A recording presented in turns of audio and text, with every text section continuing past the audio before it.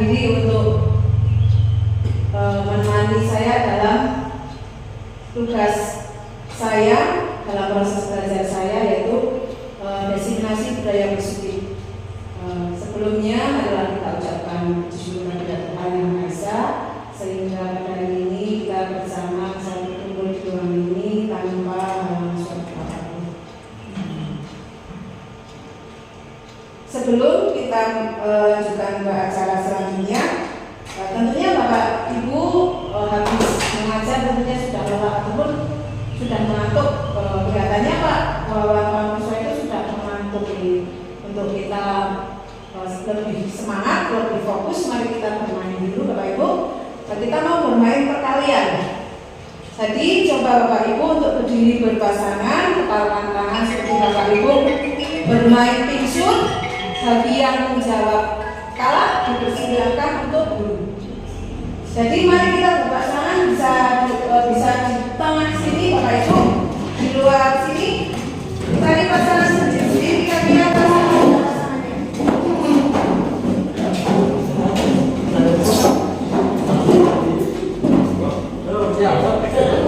Berpasangan, berdiri berpasangan. Bisa menghadap ke sini, bisa dua baris. Sini, ya, bisa seperti ini. Nah, satunya di sebelah sini. Nah, ayo sini. Ayo Ibu, sini Ibu. Ayo. Oke. Ya. Nanti contohnya begini. 3. Ayo Pak. 2, gitu ya. Saya 2 kan? Ini kan? 2. Nah, mereka saya Bapak Pawan duduk gitu. Oh. Nanti kan nanti lah ketemu yang Pak Ate tidak harus satu ini. tidak bebas ya. Pilihannya ya.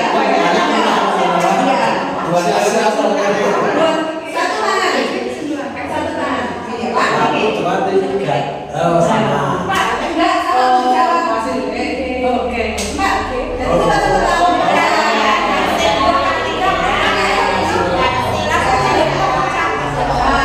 Coba nanti siapa yang berjalan kelompok ini untuk perkalian. Yang bisa jawab langsung dipukul tangan temannya jawab. Oh oke. Tiga oleh. Tiga. Ya sepertinya dia bisa menjawab. Tangannya. Contoh jangan. Contoh jangan. 10. Oh 10.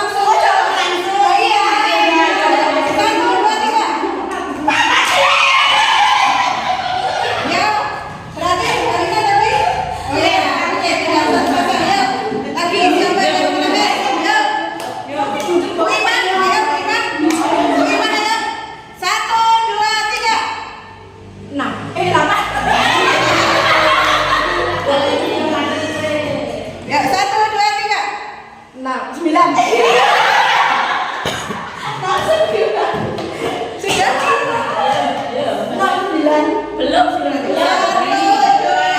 3. 6. Oke, baiklah. Oke, kita beri tepuk tangan. Yang bertanya tadi berikan jawaban kalian yang hebat. Oke, terima kasih.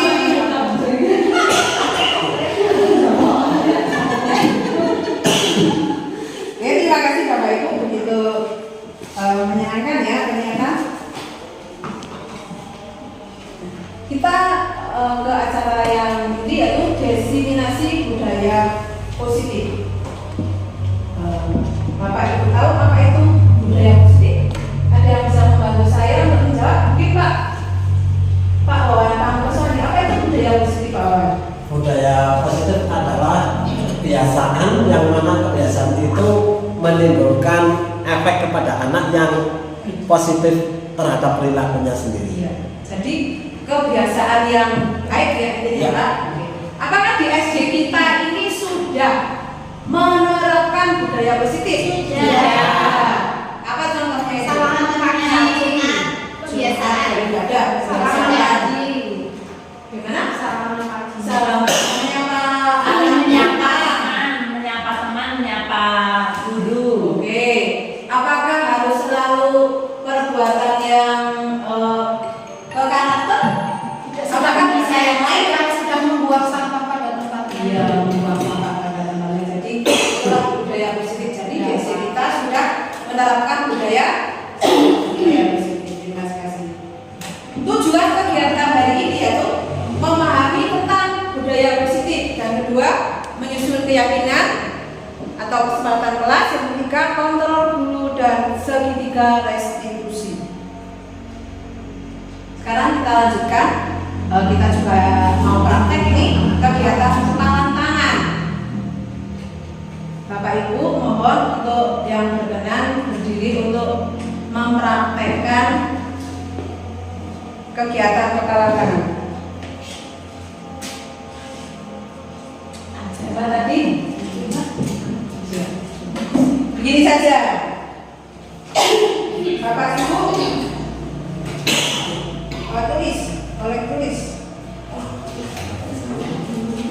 tulis sesuatu yang sangat berharga, sesuatu yang istimewa.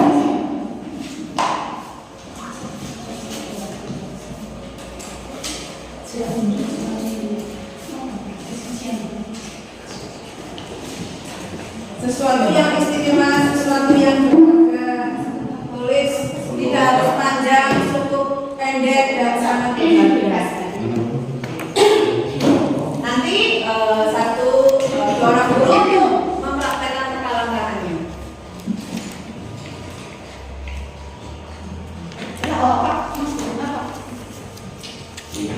Soalnya ketemu. Ini.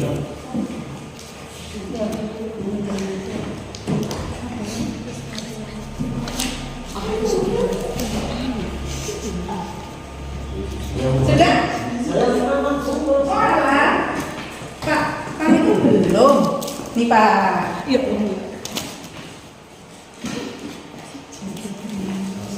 Contohnya dilipat menjadi kertas kecil, kemudian digenggam di tangan, digenggam sangat erat, digenggam tangan.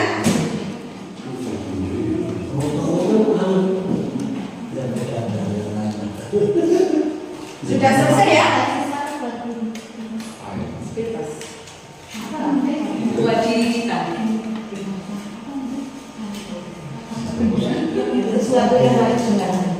Buat diri kita. Uji sudah? Pak Pan sudah? Sudah. Ayo Pak, kita bermain Pak. Pak Pan ayo tolong maju sama Uji. Uji. Ayo Uji.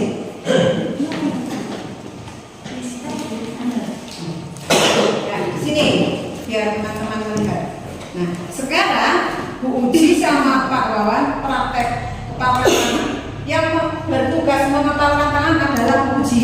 Oke. Terus Pak Wawan di sini yang bertugas merayu. Oke. Boleh merayu dengan hadiah, boleh merayu dengan makanan. dik, tapi jangan di kitik-kitik itu tak boleh. Wow. Monggo. Ayo Pak, dirayu supaya Bu Uji itu Hari ini lebih cantik. berhasil. Iya. Ditanya ada apa ya? Sisi. Ya, coba tak lihat ditanya ada apa. Oh, nanti kasih sesuatu loh. Ya, kamu mau jajan enggak? Udah, saya kasih es krim. Enggak mau? Jangan gitu. Dua, es krimnya 2. Ya, oke, mau ya? Mau? Coba tak lihat dulu. Kayak apa? Angel gitu. Ya, Coba dicoba dengan cara yang lain, malah kan nggak Oh, bisa. gini. Cari Kamu ya. sukanya apa sih? Ya, Banyak. satu aja. Nanti tak kasih sesuatu yang membuat kamu suka. Ya, apa ya? Ayo. Yang penting tangan kamu diubah kamu. Tuh ada emasnya loh, itu loh. Bahaya itu. Ya. Ayo buka coba. Coba dibuka. Ya, dibuka dulu. Sabar. Antep. Coba lihat dulu tangannya kayak apa. Oke, ya. Nanti tak kasih sesuatu yang membuat kamu suka apa. Ya. Satu aja permintaan. Tidak usah banyak-banyak. Nanti saya datangkan Om Jin. Ya. Oke, ya. Ya. Kamu tidak mau. Wah, ternyata dia sangat berpegang teguh pada pendiriannya Pak. Ya. Ternyata rayuan Pak Wawan itu tidak berhasil. Ya. Oke, beri tepuk tangan dulu. Oke, jadi kegiatan kepalan tangan itu adalah menunjukkan posisi kontrol kita. Jadi yang bisa mengontrol diri kita itu adalah diri kita sendiri. Sebagai guru, kita kadang berilusi ya kalau kita bisa mengontrol anak-anak. Ternyata anak-anak juga punya kontrol sendiri. Jadi garis besarnya kontrol itu ada pada diri kita sendiri. Oke, terima kasih. Kita lanjutkan lagi ke budaya positif. Disiplin positif dan nilai kebajikan universal itu ada teori motivasi, ada hubungan dan penghargaan, ada restitusi, ada kebutuhan dasar dan dunia berkualitas, ada 5 posisi kontrol, ada keyakinan kelas dan segitiga restitusi.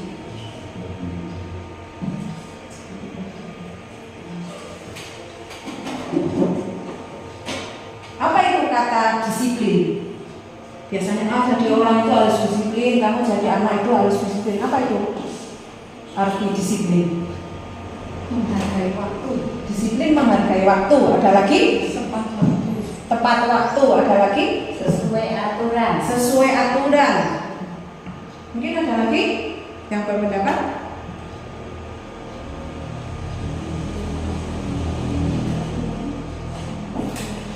Tidak ada? Mari kita lihat. Disiplin itu berasal dari kata Latin disiplina yang artinya belajar. Makna kata ini berkonotasi dengan disiplin diri dari murid-murid Skotes dan Plato. Disiplin diri membuat orang menggali potensinya menuju sebuah tujuan apa yang dihargai. Namun dalam budaya kita, makna kata disiplin telah berubah menjadi sesuatu yang dilakukan seseorang pada orang lain untuk mendapatkan kepatuhan. Kecenderungan umum adalah menghubungkan kata disiplin dengan ketidaknyamanan, bukan dengan apa yang kita hargai atau mencapai suatu tujuan yang mulia. Misalnya, jika kita tidak disiplin, berakibat apa? Kita kadang takut pada akibat yang akan ditimbulkan. Ya apa tidak Bapak Ibu? Iya. Misalnya, mengapa kita itu datang pagi-pagi, mengapa kita ke sekolah tidak datang siang? Kebanyakan orang melakukan seperti itu takut dengan akibat apa yang ditimbulkan. Di sini ada contoh kasus, nanti kita akan belajar praktek segitiga restitusi.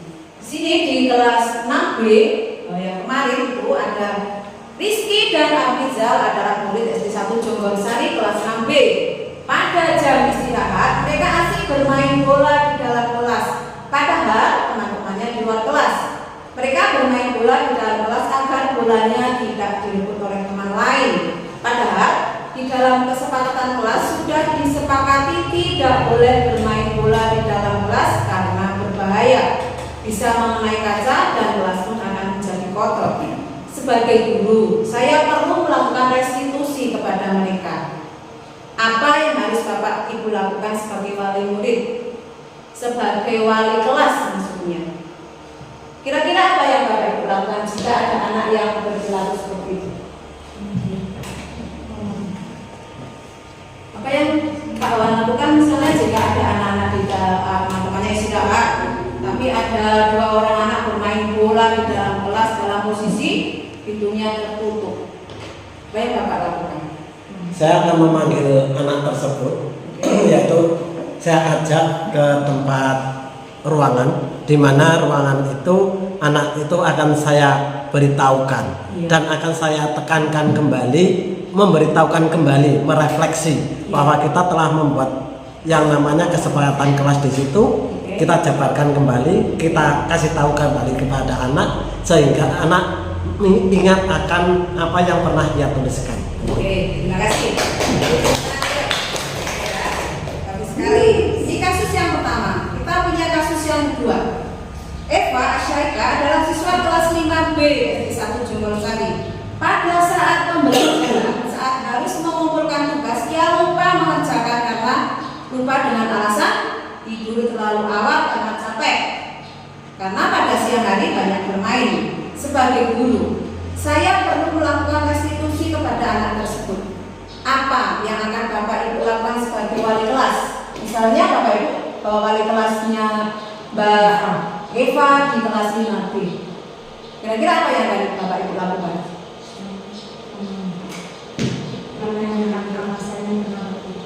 Menanyakan alasannya mengapa tidak mengerjakan tugas. Oke.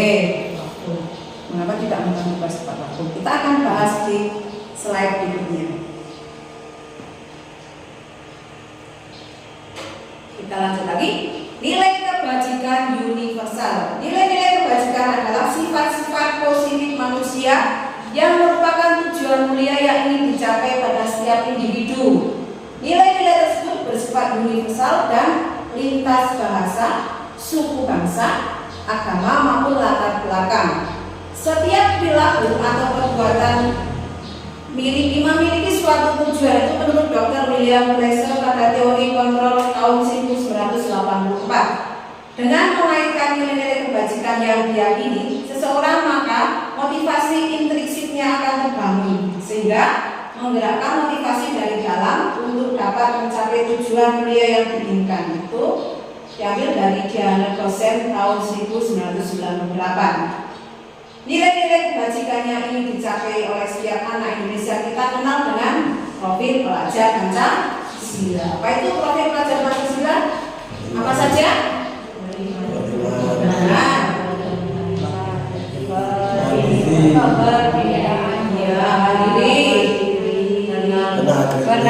Bernalar kritis,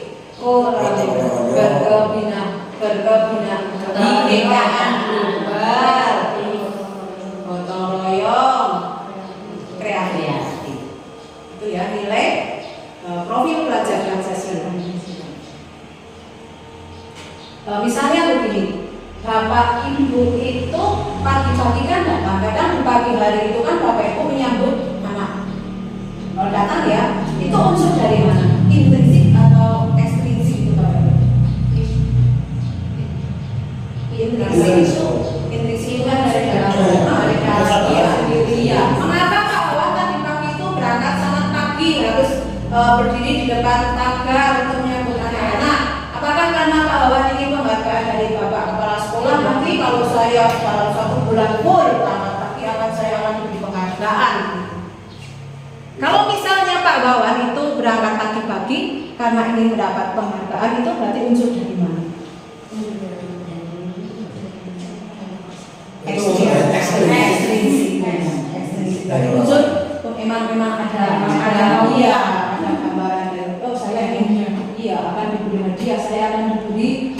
yang lebih bagus misalnya gitu Pak. Kalau in berarti kan dari kesadaran diri. Iya, kesadaran diri misalnya buat dia setiap pagi berangkat pagi jam 6.15 sudah sampai di sekolah untuk menyambut anak karena memang itu adalah suatu tanggung jawab Pak istilahnya. Nah, teori motivasi atau perilaku manusia satu itu untuk menghindari ketidaknyamanan atau hukuman apa yang terjadi apabila tidak melakukannya. Itu motivasi dari eksternal. Misalnya berangkat pagi-pagi, karena kalau saya tidak berangkat pagi, saya akan kena sanksi. Jadi takut kena sanksi. Jadi itulah wujud dari luar, eksternal. Dimarahin temannya karena tidak piket. Iya, takut dimarahin temannya karena tidak piket. Takut dianggap seorang guru yang tidak disiplin, tidak bertanggung jawab. Yang kedua, untuk mendapatkan imbalan dari orang lain atau institusi, apa yang akan saya lakukan apabila saya melakukannya, itu motivasi dari luar juga eksternal. Terus yang ketiga, untuk menghargai diri sendiri, saya akan menjadi orang yang seperti apa apabila saya melakukannya. Itulah motivasi dari dalam. Misalnya di sekolah kita itu tidak mewajibkan kita itu untuk datang jam 7. Tidak ada itu. Apakah kita akan berangkat pagi? Tidak. Jika tidak ada peraturan, kita tidak harus berangkat jam 7. Tapi apakah Bapak Ibu akan berangkat jam 7? Sebelum jam 7? Bisa Tapi tidak ada peraturan, tapi kan tidak melanggar. Itu tidak melanggar. Iya. Tapi kan ada motivasi. Iya. Misalnya, itu kan tidak ada peraturan tertulis ya. Datang jam 7.15. Apakah Bapak Ibu akan selalu datang sebelum tetap berangkat pagi-pagi? Mengapa Bapak Ibu datang pagi-pagi?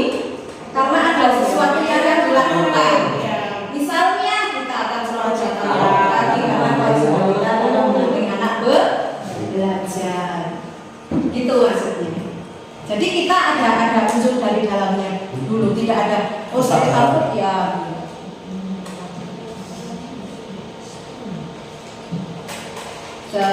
Selanjutnya kita kan sedang kurikulum merdeka ya Bapak Ibu ya.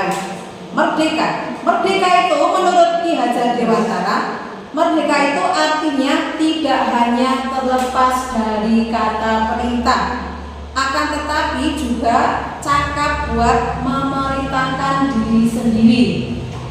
Itu maksudnya.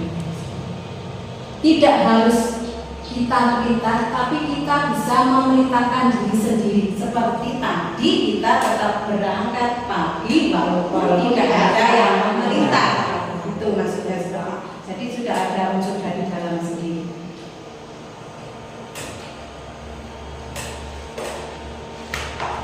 Dihukum oleh penghargaan, bahwa penghargaan berlaku sama dengan hubungan dalam arti meminta atau membujuk seseorang melakukan sesuatu untuk memenuhi suatu tujuan tertentu dari orang yang meminta, membujuk, dorongan eksternal, dan akan ada faktor ketergantungan. Beberapa dampak dari pemberian penghargaan. Dampak dari kita memberikan penghargaan, dan kita tidak kita pungkiri kalau kebanyakan orang melakukan sesuatu itu karena ada penghargaan. Ya betul Bapak Ibu. Ya. Dan kita harus mengubah mindset itu untuk karena tidak ada penghargaan. Jadi dampaknya itu pengaruh jangka pendek, ada juga pengaruh jangka panjang. Penghargaan itu mengurangi ketepatan, penghargaan itu menghukum, penghargaan itu tidak efektif. Mengapa begitu? Jika tidak ada penghargaan, maka kita akan tidak bergerak atau tidak akan melakukan sesuatu. Misalnya anak-anak begini, misalnya ya mau melakukan belajar dengan rajin karena ada penghargaan. Nanti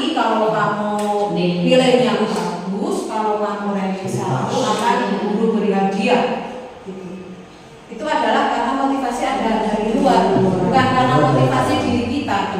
Jadi penghargaan itu tidak diperbolehkan, tidak disarankan sama sekali dalam kurikulum merdeka, karena sifatnya sangat tidak efektif, akan menurunkan minat anak dan kita juga. Jadi kita perlu ubah pelan-pelan mindset kita dengan penghargaan. Jadi saya juga pernah berdebat di dalam diskusi, karena sudah kebiasaan, maka kita akan menguranginya secara perlahan. Tidak harus ketika itu penghargaan harus dihapus, itu tidak. Jadi pelan-pelan penghargaan dikurangi sedikit demi sedikit, pada akhirnya nanti akan anak terbiasa melakukan sesuatu, kita terbiasa melakukan sesuatu tanpa adanya penghargaan.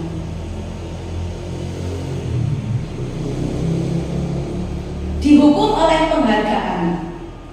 Penghargaan itu merusak hubungan. Penghargaan menurunkan kualitas. Penghargaan mengurangi motivasi intrinsik. Penghargaan merusak hubungan. Bisa misalnya penghargaan merusak hubungan, misalnya ada anak dalam suatu kelas, dia diberi penghargaan karena nilainya bagus, diberi penghargaan piala misalnya Pak dalam kelas itu. Terus ada anak yang nilainya jelek, tidak mendapat apa-apa. Jadi antara yang pintar sama yang pintar sama yang kurang itu akan hubungannya menjadi terganggu, tidak harmonis. Penghargaan menurunkan kualitasnya jadi tidak baik, karena apa-apa dilakukan dengan harus diberi penghargaan. Penghargaan mengurangi motivasi intrinsik seperti tadi. Jadi kalau tidak ada penghargaan, tidak ada motivasi untuk melakukan sesuatu.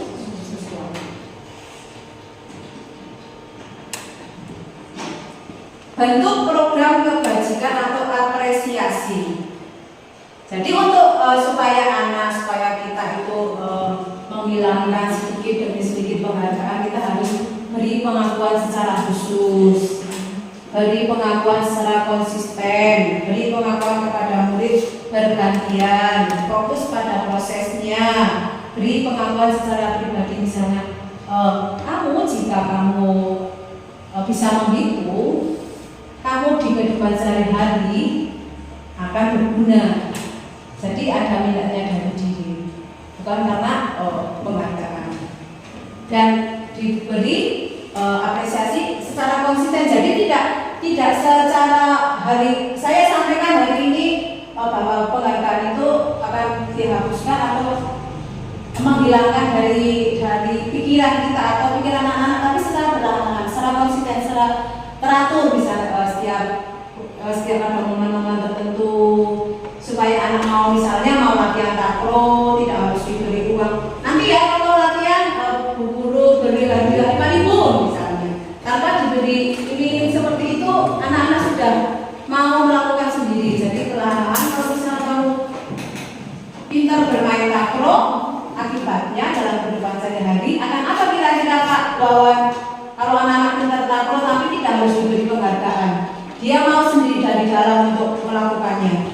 Itu nantinya dia bisa diaplikasikan dalam kehidupan nyata. Contohnya dia bisa menjadi atlet, kan?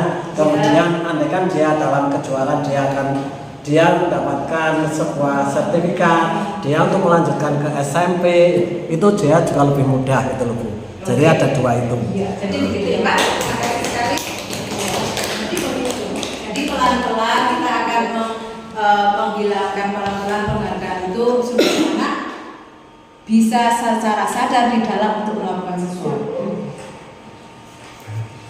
Hukuman atau konsekuensi. Itu ya, kita kadang-kadang bingung. Ini hukuman atau konsekuensi gitu. Hukuman itu bersifat tidak terencana atau tiba-tiba. Jadi tidak terencana, tiba-tiba kita akan mengalami sesuatu. Anak atau murid tidak tahu apa yang akan terjadi dan tidak dilibatkan. Yang tiga, hukuman bersifat searah dari pihak guru yang memberikan, dan murid hanya menerima suatu hukuman tanpa melalui suatu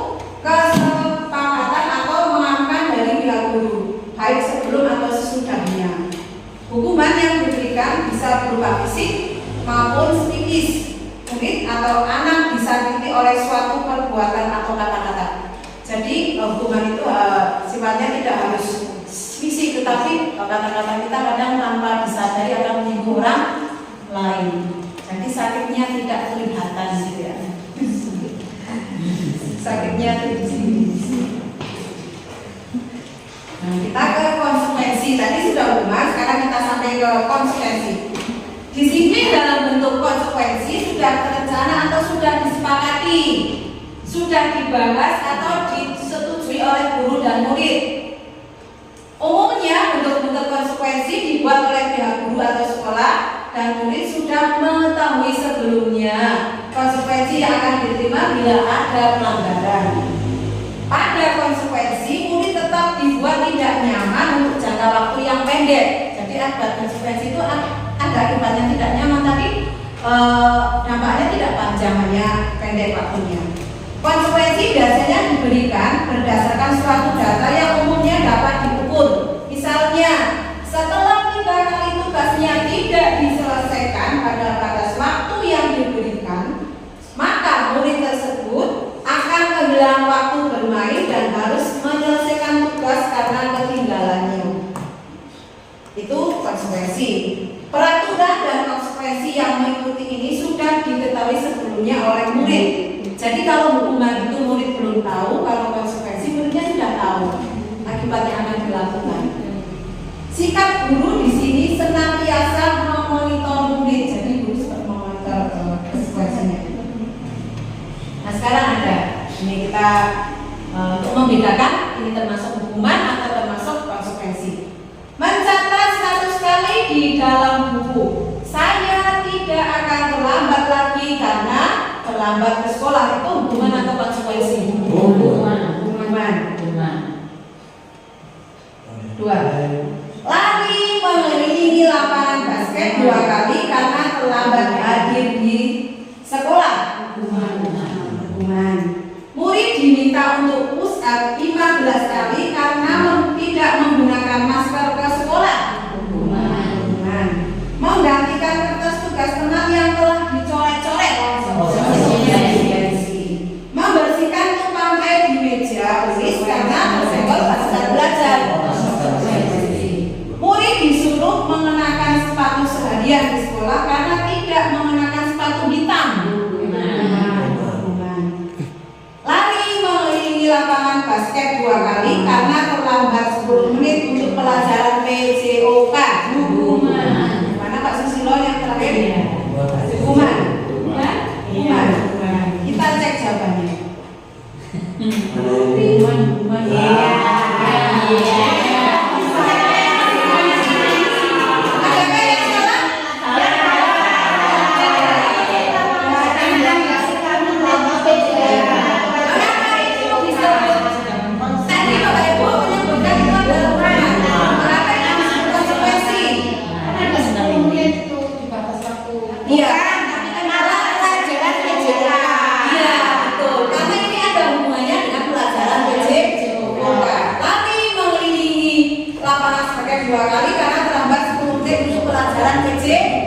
Jadi itu disebut konsekuensi karena hubungannya dengan pelajaran olahraga. Kalau misalnya gini, ada lagi tidak mengerjakan tugas tepat waktu, disuruh lari keliling sekolah.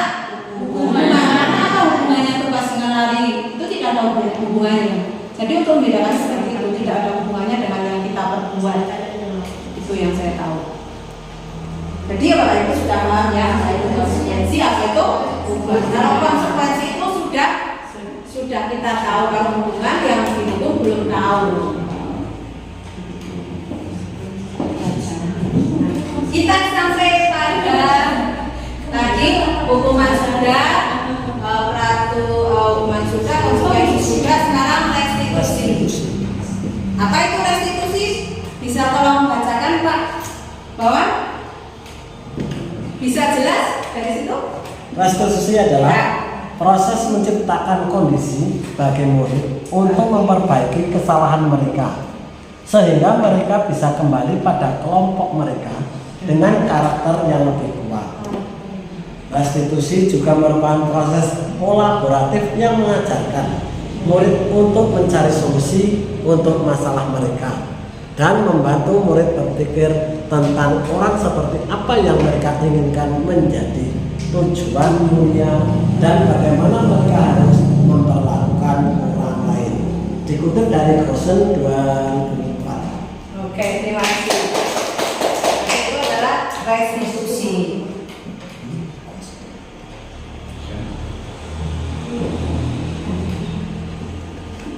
Jadi Bapak Ibu, di sini saya kurang balik. Di sini adalah di kolom ini adalah hubungan. Jadi ini karena tidak jelas dari saya tarik. Jadi yang di kolom ini adalah hubungan. Di sini konsekuensi, yang di sebelah kita adalah restitusi. Itu bedanya. Kalau hubungan, sesuatu yang menyakiti dan harus terjadi itu hubungan. Kalau konsekuensi, sesuatu harus terjadi. Kalau restitusi, sesuatu yang merupakan pilihan, itu bedanya. Kemudian yang kedua, tidak nyaman untuk murid untuk jangka waktu yang panjang. Kalau yang konsekuensi, tidak nyaman untuk murid untuk jangka waktu yang pendek. Itu konsekuensi. Kalau restitusi, menguatkan untuk murid anak dalam jangka waktu yang panjang. Jadi kita menguatkan. Kemudian yang ketiga, korban mendapatkan keadilan. Itu hubungan. Korban mendapatkan keadilan. Yang konsekuensi, korban bisa diabaikan. Yang restitusi, korban mendapatkan. Itu restitusi. Contohnya yang tadi, karena mengubahkan pacar-pacar kertas, dia akan mengganti akibatnya. Murid atau anak akan tersakiti, itu hubungan. Yang konsekuensi, murid anak dibuat tidak nyaman. Murid atau anak mendapatkan penguatan, itu restitusi. Selanjutnya, perilaku pasif agresif meningkat. Pada konsekuensi, penguatan hanya bertahan dalam waktu yang pendek. Kalau yang restitusi, masalah terpecahkan. Itu restitusi. Kemudian, sistem tidak akan berjalan bila murid tidak takut. Apakah dengan hukuman murid akan takut? Apakah dengan kita menghukum murid-murid akan tidak mengulang lagi? Ya, maka kita malah akan mengulang lagi. Memerlukan monitoring dan supervisi terus-menerus dari guru. Murid belajar bertanggung jawab untuk perilakunya. Itu yang restitusi. Kemudian, berlaku hanya pada sebuah institusi, tidak berlanjut pada kehidupan nyata. Itu yang hubungan. Membantu penerapan mengikuti peraturan dalam masyarakat. Fokus pada pemecahan masalah dalam waktu yang panjang. Restitusi. Ya, peraturannya adalah kamu harus. Kalau hubungan yang membuat adalah sepihak saja, tidak melalui musyawarah. Misalnya, kamu harus belajar supaya nilainya bagus. Kamu harus datang tepat waktu agar apa misalnya? Kamu harus datang tepat waktu agar Tidak terlambat. tidak terlambat. Apa peraturannya? Mampukah kamu melakukannya? Apa yang harus kamu yakini? Apa yang kamu bisa lakukan untuk memperbaiki masalah? Jadi dalam restitusi itu kita akan mencari masalah, mencari solusi pada setiap masalah. 9 ciri restitusi. 1. Bukan untuk menebus kesalahan, namun untuk belajar dari kesalahan. Itu restitusi. Memperbaiki hubungan dalam ini bukan untuk menebus kesalahan, namun untuk berjalan belajar dari kesalahan. Restitusi diri adalah cara yang terbaik. Ya. Memperbaiki hubungan, restitusi fokus pada karakter bukan tindakan. Tawaran bukan paksaan, ya, bukan tindakan. Restitusi menuntut untuk melihat ke dalam diri. Restitusi fokus pada solusi. Restitusi mencari kebutuhan dasar yang mendasari tindakan. Jadi restitusi mengembalikan murid berbuat salah pada kelompoknya. Jadi murid yang kadang berbuat salah itu kan kadang tidak ada teman, karena sudah punya solusi dari kesalahannya akan kembali pada kelompok teman-temannya.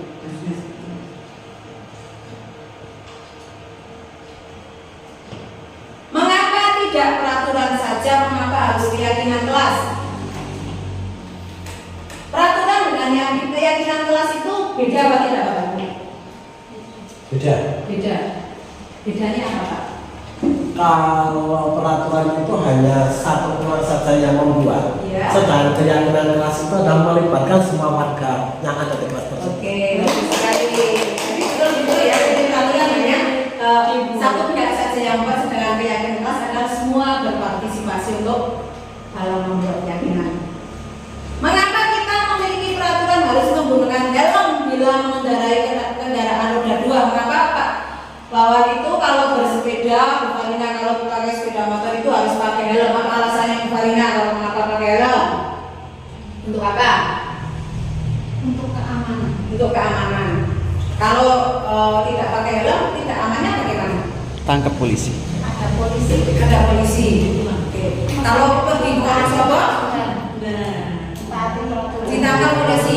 Ada alasan lain selain untuk keamanan, untuk takut ditangkap polisi? Ada alasan lain mengapa harus pakai helm? Keselamatan. Untuk keselamatan.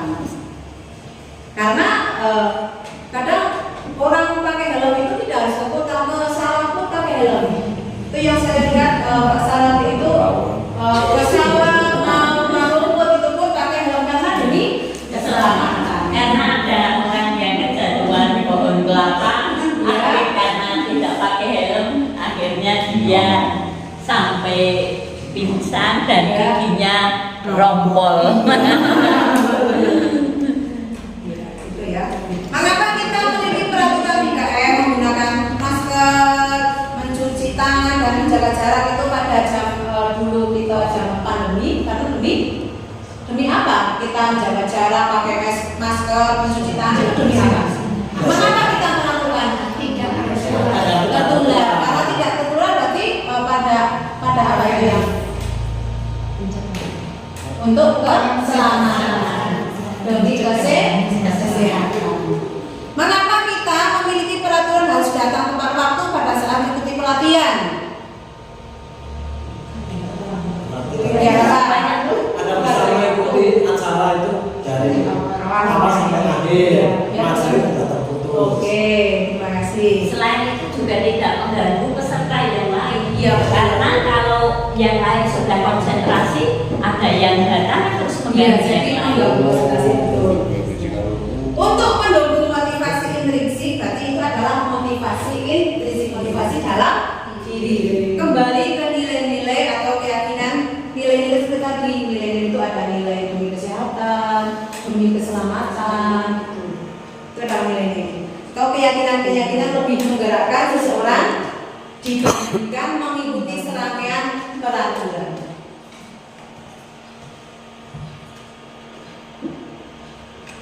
Budaya positif, lingkungan positif, kaitan kelas dan peraturan kelas. Apakah Bapak Ibu masih bersemangat? Masih semangat dan tetap kita perlu berhenti sejenak apa tidak? Perlu. Kita berhenti sejenak dulu. Sekarang dengarkan apa yang akan saya katakan. Lakukan apa yang saya katakan ini Bapak Ibu. Jika saya mengatakan pegang kepala, maka pegang kepala. Paham? Oke. Siap? Oke. Pegang kepala.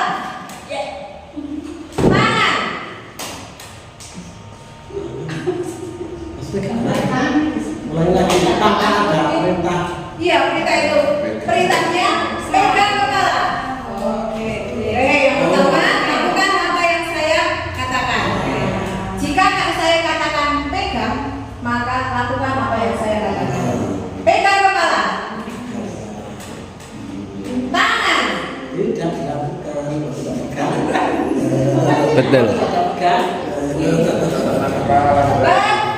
Pegang pipi.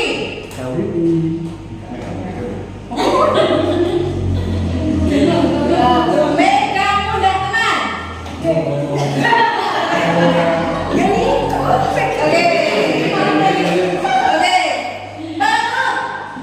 Enggak pegang. Enggak tekan. Enggak pegang. Konsentrasi.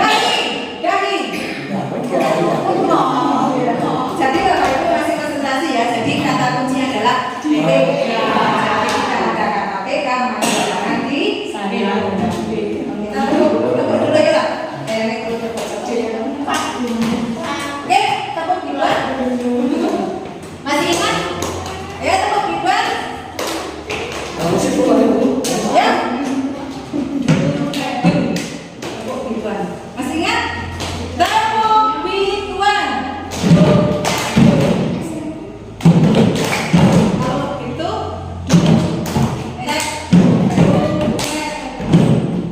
ya Mbak? Masih ingat? Tepuk duluan. Tepuk pintu.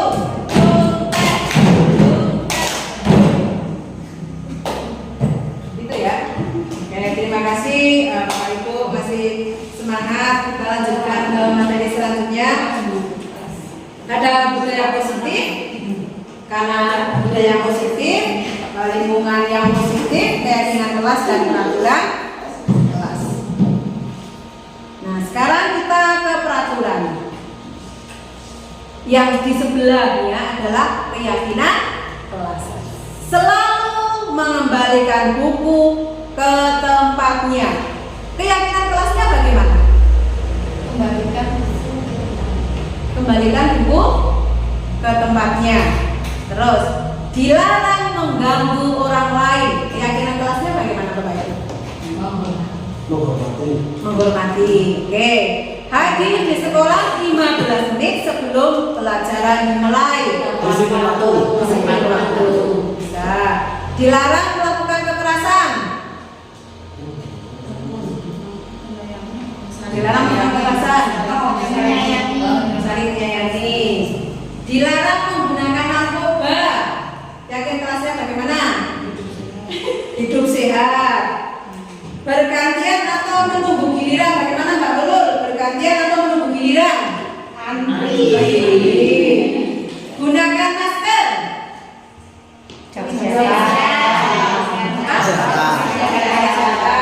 Jangan berlari di kelas atau koridor. Apa? Disiplin. Maka kita cek jawabannya Bapak. Selalu kembalikan buku tempatnya itu adalah dilarang mengurangi itu menghormati orang lain. Tadi di sekolah 15 menit sebelum pelajaran menghormati orang lain itu sudah komitmen. Dilarang melakukan kekerasan karena itu keselamatan menghormati orang lain bisa. Dilarang menggunakan narkoba demi kesehatan. Bergantian untuk menunggu giliran bersabar. Gunakan masker demi kesehatan atau demi keselamatan. Jangan berlari di kelas atau koridor. Oke. Jadi kita sampai pada kebutuhan dasar manusia. Kebutuhan dasar manusia itu ada kasih sayang dan rasa menerima, ada penguasaan, ada kesenangan, ada bertahan hidup, ada kebebasan. Apakah dari 5 kebutuhan itu sudah tertulis semua dari Bapak Ibu? Dari kasih sayang, penguasaan, bertahan hidup, kesenangan, bersama sudah kita penuhi semua? Misalnya bertahan hidup salah satunya apa untuk bertahan hidup? Minum, makan minum, apalagi bergerak. Bertahan hidup berarti bertahan hidup itu makan minum. Kasih sayang dan rasa diterima dalam keluarga harus katanya kasih sayang dari suami dalam lingkungan kita di sekolah gitu ya. Kasih sayang itu tidak harus di rumah, kita di dalam lingkungan sekolah juga bisa, dalam bermasyarakat juga bisa. Penguasaan. Penguasaan itu hubungan dengan kekuasaan, hubungan dengan jabatan. Misalnya dari guru sudah naik ke kepala sekolah, kepala sekolah naik ke pengawas. Kebebasan. Kebebasan bagaimana?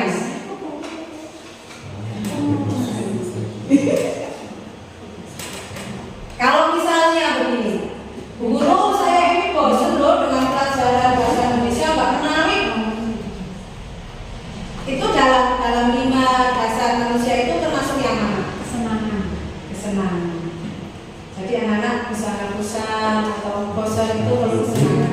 Atau misalnya ada lagi, ada anak nakal misalnya di kelas 1 kan anak ada yang berlari-lari itu ya Bu, berlari-lari atau apa? Itu termasuk kalian itu. Anak-anak di dalam kelas ada yang lari, ada yang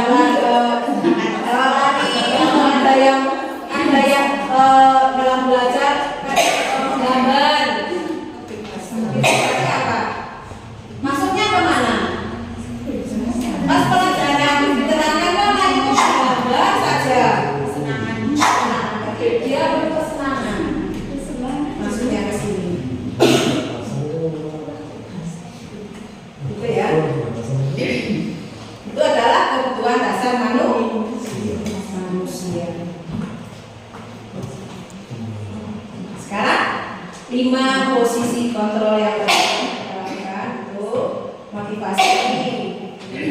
Di sini misalnya ya, identitas gagal, kontrol dari luar. Misalnya penghukum, guru berbuat, menghakimi atau menunjuk-nunjuk atau menyakiti atau menyindir, itu adalah guru berbuat menghukum. Itu ya, misalnya kita tidak boleh berkata dengan kata-kata pun itu sudah menghukum. Kamu itu loh nggak pintar misalnya. Nulisnya misalnya tapi untuk menyinggung kamu misalnya kamu jelek banget loh dengan pakai baju yang seperti itu kan sudah menyinggung ya.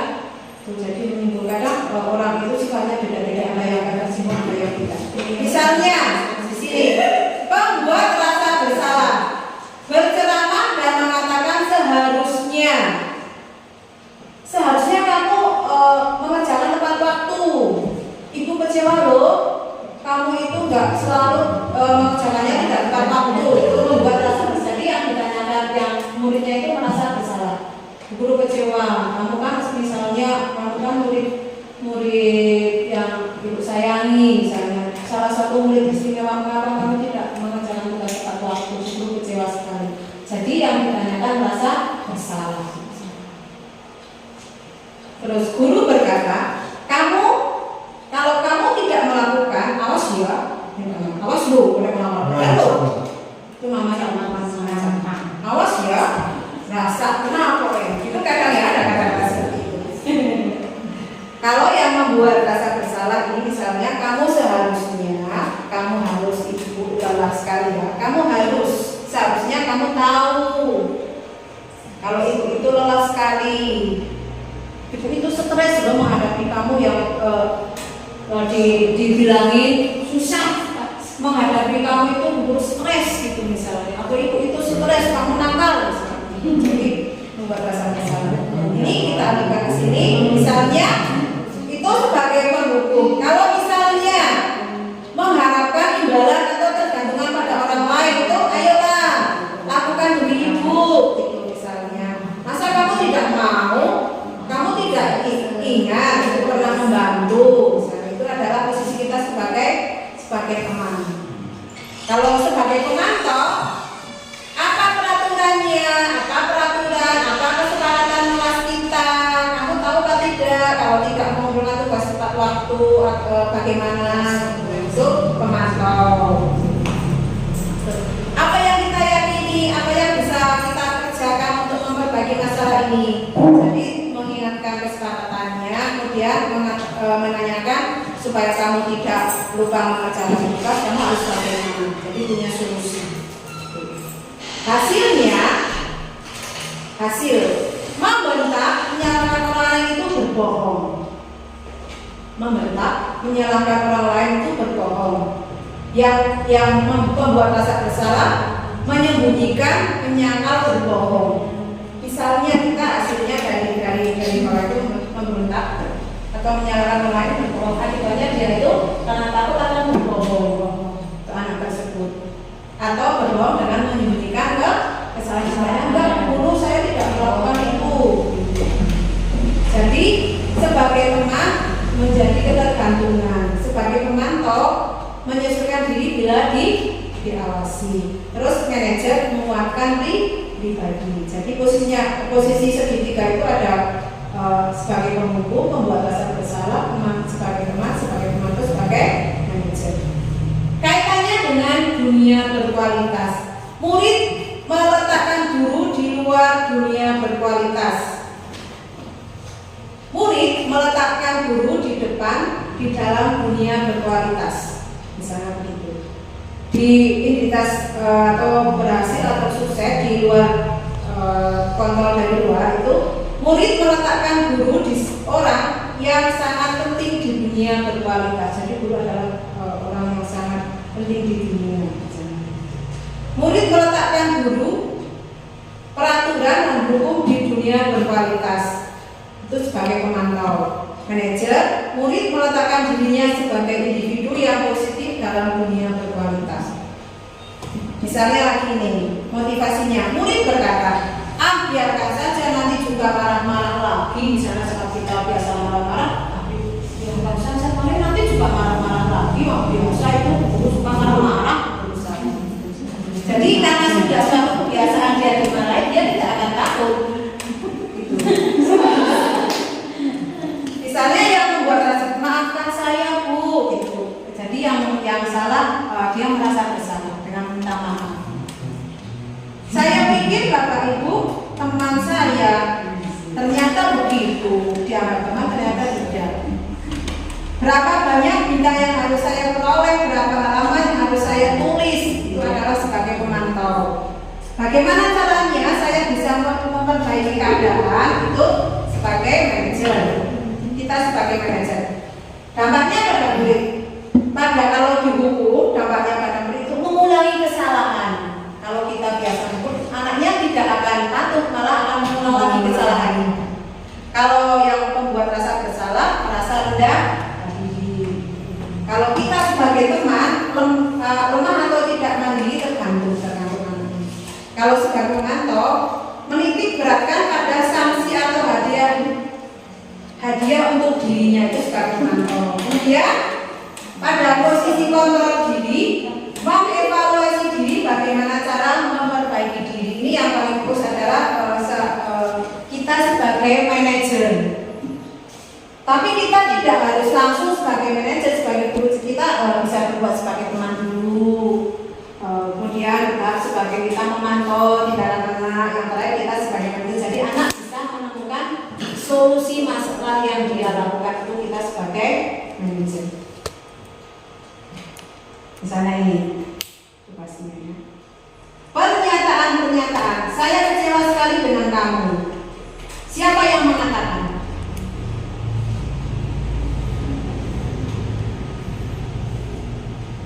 Saya kecewa sekali dengan kamu. Biasanya siapa yang mengatakan kalau itu?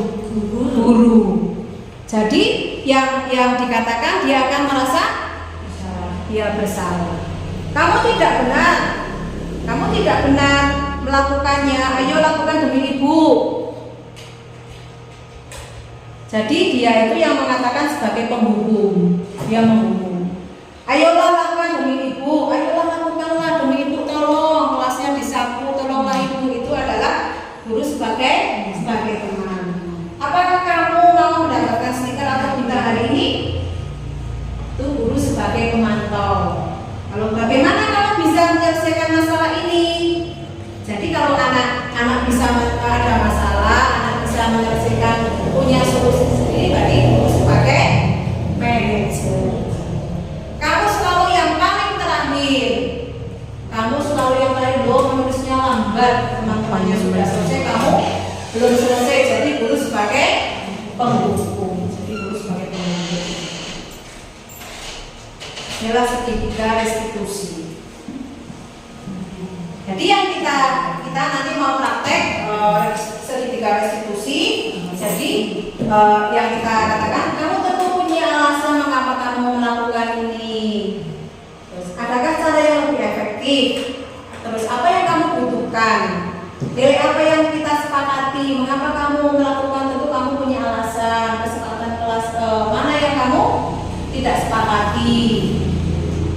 Setiap orang pasti pernah melakukan kesalahan. Kamu bukan satu-satunya orang yang pernah berbuat salah. Ini misalnya ini, yang ini validasi kebutuhan ini pada kalimat ini. Validasi kebutuhan ini dengan kalimat kamu tentu punya alasan mengapa melakukan itu. Ada lagi? Adakah cara yang lebih efektif untuk mendapatkan apa yang kamu butuhkan? Ini memvalidasi kebutuhan anak. Kemudian menstabilkan identitas. Ini pada kalimat yang ditunjukkan guru. Setiap orang pasti pernah melakukan kesalahan. Kamu bukan satu-satunya orang yang pernah melakukan ini. Kemudian pada yang menyatakan keyakinan, nilai apa yang telah kita sepakati? Kamu ingin menjadi orang yang seperti apa?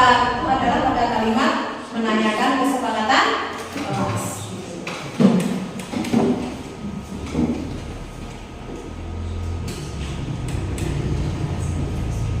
Untuk membuat anak merasa gagal karena berbuat salah menjadi positif terhadap dirinya, guru berkata, berbuat salah itu hal yang manusiawi. Tidak ada manusia yang sempurna. Bapak Ibu juga pernah berbuat salah. Kita pasti bisa menyelesaikan masalah ini. Bapak Ibu tidak tertarik untuk mencari siapa yang benar, ya? Siapa yang salah. Bapak Ibu lebih tertarik untuk menyelesaikan masalah. Kalau kamu menyalahkan dirimu sendiri terus menerus, apakah kamu bersikap baik pada dirimu sendiri? Ini pada kalimat menstabilkan identitas. Membantu murid mengenali basic atau kebutuhan dasar yang ingin dipenuhinya ketika melakukan kesalahan. Pada dasarnya, setiap tindakan manusia tujuannya adalah memenuhi kebutuhan dasar. Apakah itu pemasangan, kebebasan, kasih sayang, dan rasa diterima, kesenangan, atau bertahan hidup. Itu pada kalimat validasi kebutuhan. Misalnya guru berkata, kamu bisa saja melakukan hal yang lebih buruk, tapi tidak melakukannya kan? Kamu pasti punya alasan mengapa kamu melakukannya. Apa yang penting bagi kamu? Kamu boleh tetap berusaha menjaga sikap itu, tapi tambahkan sikap yang lain yang baru. Maukah kamu belajar cara lain untuk mendapatkan yang kamu butuhkan tanpa harus memukul? Misalnya pada kesalahan memukul teman. Apakah kamu bisa melakukan lebih baik di besok pagi atau keesokan harinya atau lain hari? Ini menanyakan keyakinan. Pada menanyakan keyakinan, anak melihat kesalahannya dihubungkan dengan norma sosial dan nilai-nilai yang mendasari manusia berinteraksi dengan orang lain. Misalnya guru berkata, apa nilai yang kita percaya di kelas, di sekolah kita, nilai-nilai universal apa yang telah kita sepakati? Kelas yang ideal itu seperti apa sih? Kamu ingin jadi anak yang seperti apa? Apa kamu rasakan ketika kamu melakukan itu?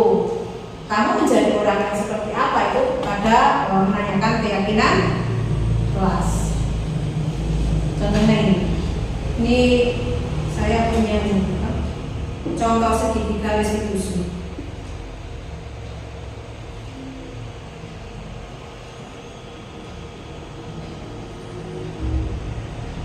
Ini kita akan slide-nya sudah selesai, tapi saya akan memberi contoh segitiga restitusi.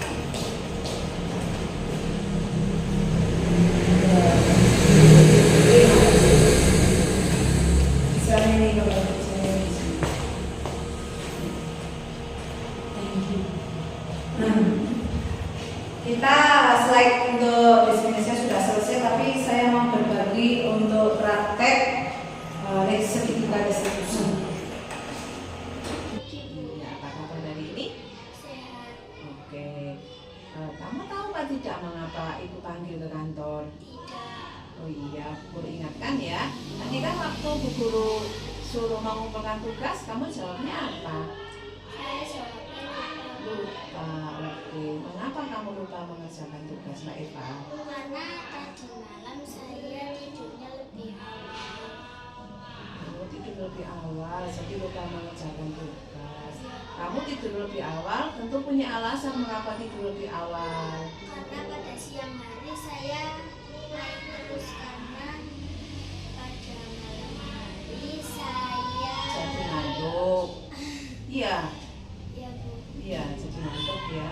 Nggak apa-apa. Tentunya manusia tidak ada yang manusia sempurna. Manusia itu pernah berbuat salah. Ibu juga pernah berbuat salah. Dulu waktu sekolah guru pernah tidak mengerjakan tugas. Tapi kita punya solusi masalah yang kita perbuat. Biar Mbak Eva tidak lupa untuk mengerjakan tugas harus bagaimana coba? Selalu melihat jadwal dulu. Lihat jadwal dulu, terus apalagi biar tidak ketiduran, tidak tidur terlalu awal harus bagaimana? Pada siang hari tidak main terus Bu. Pada siang hari tidak main terus. Oke. Dan yang Mbak Eva lakukan itu melanggar kesepakatan kelas ya kan? Kesepakatan kelas yang mana yang Mbak Eva langgar? Kesepakatan kelas mengumpulkan tugas tepat waktu. Kesepakatan kelas mengumpulkan tugas tepat waktu. Iya, sekarang sudah tahu ya solusi masalahnya ya. Jadi Mbak Eva tidak boleh bermain terlalu lama pada siang hari. Jadi pada waktu mengerjakan tugas ada tugas yang guru tidak lupa. Kesalahan untuk kali ini jangan diulang lagi ya. Oke, terima kasih Mbak Eva, boleh kembali ke kelas. Sama. Hai, nama saya Eva Aisyah dari kelas 5B. Saya senang bisa bertemu guru di sini karena bisa menyelesaikan masalah tanpa hukuman. Terima kasih Bu. Bagus sekali ya praktek untuk segitiga restitusi. Untuk berakhirnya praktek segitiga restitusi, jadi berakhir pula diseminasi budaya positif hari ini. Saya mohon maaf apabila saya dalam menyampaikan menggunakan kata-kata yang tidak berkenan di hati Bapak Ibu semua kurang pas, karena ini adalah proses saya dalam belajar. Tentunya karena saya dalam proses belajar tentu masih banyak kekurangan Bapak Ibu. Semoga apa yang saya sampaikan hari ini walaupun sedikit bisa diambil ilmunya, bisa diambil manfaatnya untuk proses kita belajar di S1 Jongosari. Saya mohon maaf sekali lagi dan saya akhiri. Assalamualaikum warahmatullahi wabarakatuh.